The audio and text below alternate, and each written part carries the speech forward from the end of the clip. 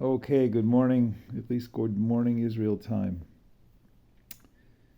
So we're inside the 3 weeks now, and among other things that Chassidus talks about a lot regarding the 3 weeks is that it's a very, very holy time. Of course, it's commemorating dark times in Jewish history, but from the darkness we get the brightest light. That's kind of the watch line for Chabad about this period, that inside the darkness there is access to the greatest riches, the greatest light. I repeat. So while it's a little bit comes with some trepidation, especially because the fasts at the beginning and the fasts at the end, Tisha B'Av, are very long and difficult, and yesterday was kind of difficult for me. There are opportunities during this time that don't come other times during the year, and that is again to see through the veil of darkness and to reach in there and grab for what you can get in terms of pulling out very deep and rich light.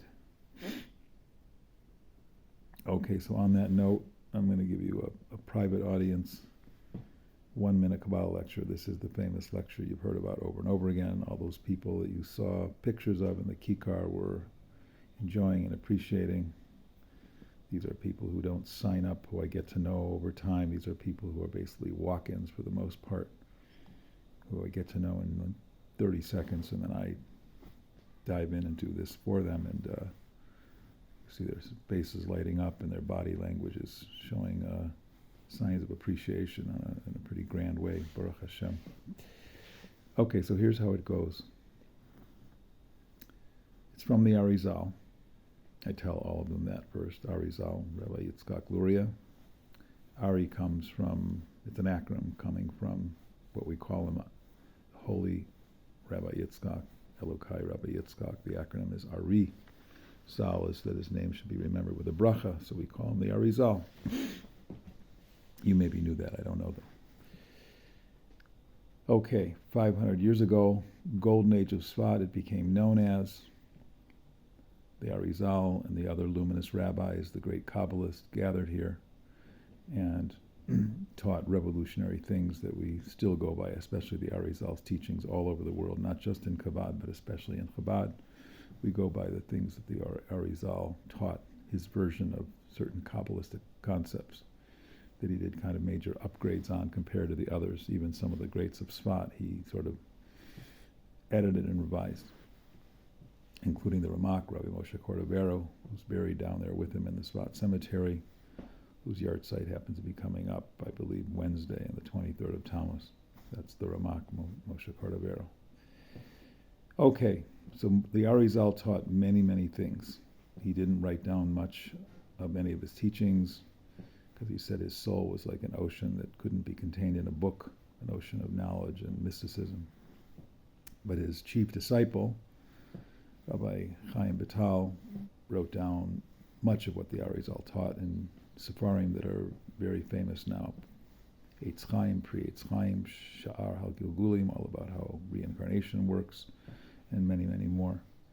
There is one teaching, it's kind of a standout, could probably be billed as the most famous of the Arizal's teachings, that I give over in a minute. So I'm just going to dive into that right now with that background. So there was a God before there was a world. There was nothing else. There was just God. And it could have gone on that way forever, but God decided at some point he wants a world. There's reasons for that. I go into that sometimes after the minute lecture. But we'll proceed with the minute. So God decides at some point he wants a world, and he decides he wants to create it with light. Not just any light, but a light that he emanated from his pre-light, his pre-creative self. And that aspect of God, the pre-creative God, later the Kabbalists called that aspect Ein Sof, simply means that there is no end. There is no end one. So God decides to create the world, decides he wants to create it with his own light, emanates that light from his Ein Sof, and that light then becomes called, very logically, the light of the Ein Sof, or Ein Sof. Anybody who studies Kabbalah, Hasidus, will hear that term over and over again, or Ein Sof. It's the first act of creation. It's the first act that turned God from a infinite self, private self, God, to a relational being that we know and love today. So, at that point in the creation process, we have a light, an infinite light, but still no world. Infinite means it goes on forever, and there's no room for anything else but it. So God had to do another step in the process to make a world come about. And that next step is called Tzimtzum, the Hebrew word for concealment or contraction. God took his infinite light, so to speak, because he doesn't have hands, carved out a space in the midst of his own infinite light, dimmed down the lights way, way, way down in that space, and voila, we got a world. Somewhat logical, not so scientific. Jewish mysticism, the Arizal's explanation of how the world came about. Now, God definitely had in mind an assignment or two for his creation vis-a-vis how he created the world. Number one assignment is to know there's a God, even though he hid himself to create the world. Made a blockade between himself and his creation. It's extra hard work because he did not create us with the automatic capability to perceive him. Not emotionally, not intellectually, not instincts-wise do we automatically perceive God. So it's hard work. It's one of the reasons why Rosh Hashanah is so important on the Jewish calendar, because the main theme of Rosh Hashanah is the recognition of God. Assignment number one. Now, non-Jews also have to help in this process. They're not left out. In fact, when God first created the world, there was really no Jew or non-Jew. It was just Adam and Chava. And later there became Jews and non-Jews. So the non-Jewish world also has to help. And their first mitzvah, and the famous 7 that the non-Jewish world is supposed to keep, the Noahide laws, is also belief in the one God. It's our first commandment on the famous 10 for Jews, and it's their first commandment on their 7. So the whole world has to engage in recognizing that there is a God as the number one first assignment. Now, some people may feel that they do believe in God, but when it comes to the point where they do something that God doesn't want them to do, or they don't do something God wants them to do, we could say that at those moments they're not really believing in God. Because if you believe in God, you got to believe in what God is expecting of us, what God wants us to do, and what he wants us not to do. Okay, that's the number one assignment. Number 2, God wants us to reveal the light.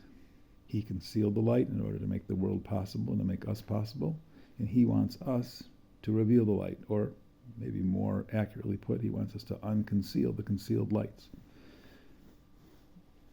Now, the Arizal was very insistent to underline and re-underline that God really didn't go anywhere, and his lights really didn't go anywhere, essentially.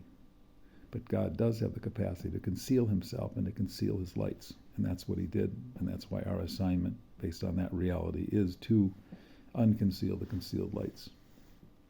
Now, here's the $64,000 question. How do we do that? How do we reveal God's light? This is where it gets very Jewish. Number one way we reveal light is learning Torah. Number 2 way we reveal light is to do the mitzvahs in the Torah. Learning Torah and doing the mitzvot reveal light, or unconceal the concealed lights. 3rd category of behavior. We just be really good people. Goodness reveals light. The Lubavitcher Rebbe, in fact, said many times, just one more act of kindness and you will bring Mashiach.